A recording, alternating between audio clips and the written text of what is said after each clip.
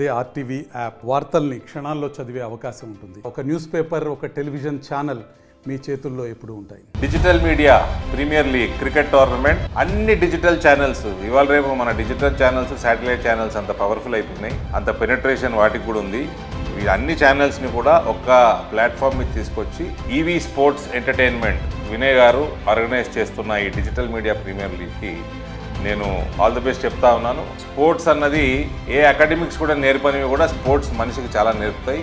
కాబట్టి sports and entertainment వాళ్ళు చేస్తున్నందుకు అందరికి కూడా శుభాకాంక్షలు తెలియజేస్తా ఉన్నాను. May the best team win.